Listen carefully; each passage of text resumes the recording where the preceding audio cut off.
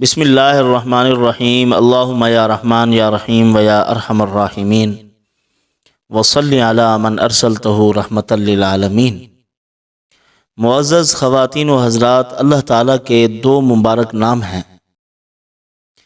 ہم ان ناموں کو جب پڑھتے ہیں ان کے ساتھ اپنا تعلق قائم کرتے ہیں۔ یاد رکھیں، جب اللہ تعالیٰ کے اسماء مبارکہ کے ساتھ ہمارا ایک لگاؤ قائم ہو جاتا ہے، اس لگاؤ کی برکت سے ہم اللہ تعالیٰ کے نام کی سوگند دیتے ہیں تو اللہ تعالیٰ اپنے نام کی خیرات عطا فرما دیتے ہیں، لیکن اس کی مقدار ایک ہے خاص، وہ اللہ ہی جانے، اس کو پڑھنا چاہیے۔ بہرحال علماء جفر نے یہ فرمایا ہے کہ ہر اسم مبارک کا جو عدد ہے اس عدد کے مطابق اس کو پڑھیں اور پھر دوہرا عدد ملا لیں، پھر 3 مرتبہ کا عدد ملا لیں۔ یعنی اگر ایک اسم مبارک ہے، مثلا اللہ تعالیٰ کا نام ہے یا اللہ ذاتی نام ہے، اس کا 66 ہے عدد، ایک مرتبہ 66 مرتبہ پڑھیں، مسائل حل نہیں ہو رہے تو پھر اور 66 ملا لیں، پھر اور 66 ملا لیں۔ اس طرح 7 مرتبہ آپ کریں گے تو آپ کے مسائل حل ہو جائیں گے۔ آپ کے الجھے ہوئے مسائل کے لیے، آپ کی طبیعت ٹھیک نہیں رہتی، اس کے لیے آپ کہیں کسی مقام پر مناسب رشتہ کرنا چاہتے ہیں، ان کے لیے روٹھوں کو منانے کے لیے، اپنے مطالب و مقاصد کو حاصل کرنے کے لیے، اللہ تعالیٰ کے وہ 2 نام مبارکہ ہیں جو آج بھی غلاف کعبہ پر نقش ہیں، اللہ نے ان کو اپنے گھر پر مزین کروایا ہے۔ وہ نام کیا ہے؟ جہنم میں پڑا ہوا آدمی بھی اگر یا حنان یا منان پھکارتا ہے تو اللہ تعالیٰ اس کو بھی نجات عطا فرما دیتے ہیں۔ ایک دلیل ہے، یہاں سے میں استدلال کرتا ہوں کہ جو آدمی جہنم میں پڑھے تو اس کو جہنم کے عذاب سے رہائی نصیب ہو جائے، جو کہ خدائی قید خانہ ہے، اور جو آدمی دنیا میں مصائب سے گھبرا کر پڑھے گا تو کیا اللہ تعالیٰ اس کو مصیبتوں سے نہیں نکالیں گے؟ اس کے حالات جہنم میں بنے پڑے ہوں تو وہ ان کو پڑھنا شروع کر دے، اللہ تعالیٰ اپنے ان مبارک ناموں کی برکت سے اس پر جو مصیبتوں کے پہاڑ ٹوٹے ہوئے ہیں ان کو دفع فرما دیں گے، اپنے بندے کو عافیت عطا فرما دیں گے۔ ان کو پڑھنا چاہیے اور خوبصورت اور باادب طریقے سے پڑھیں۔ ایک تسبیح روزانہ پڑھنے کا اہتمام کریں۔ تو بہرحال یا حنان یا منان کہتے کس ذات کو ہیں؟ منان وہ ذات ہے جو اپنے بندے کو اس کی اوقات سے بڑھ کر عطا کرے، اس کی ضرورتوں کو سمجھے، اور منان اس کو کہتے ہیں۔ اور جو عبد المنان ہے، عطاء المنان ہے، اس کو بھی چاہیے کہ وہ اس طرح کا آدمی ہو۔ یعنی اہل عرب جو منان کس کو کہتے ہیں؟ منان اس کو کہتے ہیں کہ وہ ایک آدمی آ رہا ہے، اس کی شکل کو دیکھا، اس کی ضرورت کو سمجھا، جب ہی وہ قریب آیا تو اس نے سکے نکال کے اس کو دے دیے کہ اس کی ضرورت یہ ہے، اس کی شکل سے پہچان لیا ہے، اس کو منان کہتے ہیں، جو بندوں کی شکلوں سے پہچان لے۔ ایک آدمی آ رہا ہے، ایک آدمی گاڑی میں بند بیٹھا ہوا ہے، اور وہ وہاں سے آنا شروع ہوا، اس کا رخ کیا، اس نے کوئنس نکالے اور اس کو دے دیے، اور فوراً اس نے خیرات دے دی اس کو، یعنی بن مانگے، سوال کا موقع ہی نہیں دیا، اس کو منان کہتے ہیں۔ اور اللہ تعالیٰ کی ذات وہ ذات ہے جو اپنے بندوں کو ان کی اوقات سے بڑھ کر عطا کرتی ہے۔ وہ تھوڑا مانگتے ہیں، وہ زیادہ عطا کرتا ہے۔ بطور استدلال کے 2 آیات کریمہ میں آپ کی خدمت میں پیش کرتا ہوں۔ ایک حضرت ابراہیم علیہ السلام کی جب انہوں نے اللہ تعالیٰ سے دعا مانگی تھی، اے اللہ اس شہر کو امن کا شہر بنا، اللہم اجعل ھذا البلد آمنا وارزق اہلہ من الثمرات، اور اس شہر والوں کو پھلوں کی روزی عطا فرما، پھل عطا فرما۔ اللہ پاک نے جو دعا قبول فرمائی تو قبولیت کی جو صورت ظاہر ہوئی ہے وہ اللہ تعالیٰ نے یوں ظاہر فرمائی، یجبا الیہ ثمرات کل شیء، اے میرے پیارے پیغمبر آپ نے تو صرف پھل مانگے ہیں، میں تو یہ کہتا ہوں کہ کائنات کا ثمرہ اور نتیجہ اور کائنات کے قیمتی سے قیمتی چیزیں جو دنیا میں کہیں کسی مل اور فیکٹری میں تیار ہو رہی ہیں، پروڈکٹس جو تیار ہو رہی ہیں، فرمایا کہ سب سے پہلے وہ مکہ مکرمہ میں پہنچیں گی۔ وَارْزُقْ أَهْلَهُ مِنَ الثَّمَرَاتِ، آپ نے تو صرف پھل مانگے ہیں، میں کائنات کا ثمرہ دے رہا ہوں۔ کائنات کے جو نتائج ہیں، جو چیزیں وجود میں آئیں گی، وہ پہلے مکہ مکرمہ میں پہنچیں گی، حرم شریف میں پہنچیں گی۔ اب پھل کائنات میں کہاں سے کہاں ہوتے ہیں، پہلے پہنچتے ہیں اعلیٰ سے اعلیٰ پھل مکہ مکرمہ میں۔ مانگا تھوڑا، دیا اللہ تعالیٰ نے زیادہ۔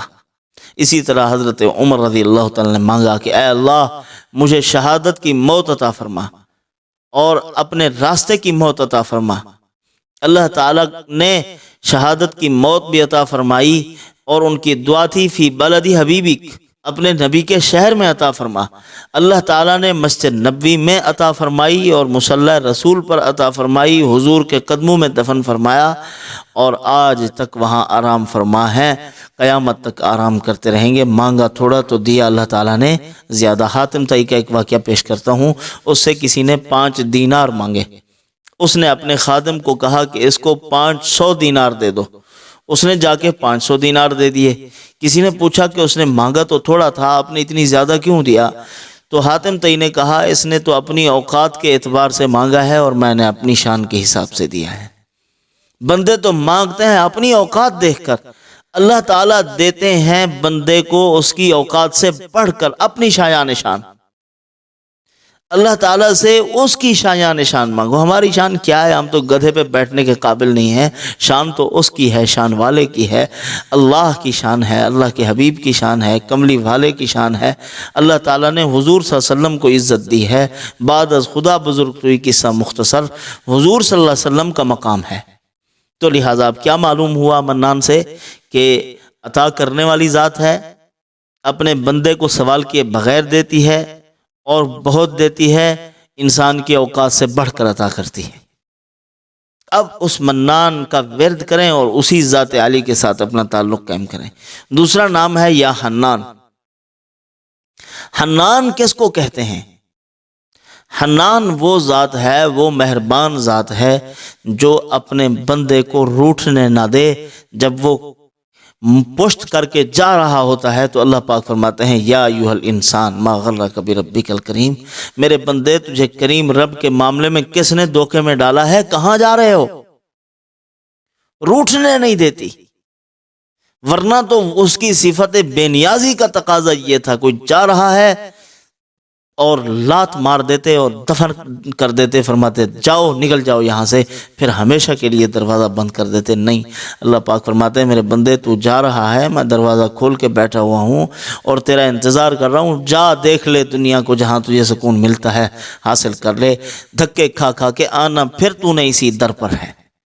ایک آدمی اپنے چہرے کی رعنایاں بگاڑ دیتا ہے، اپنا حسن و جمال جوانی کا فنا کر دیتا ہے، بڑھاپے میں لاٹھی کے سہارے اللہ کی بارگاہ میں آتا ہے۔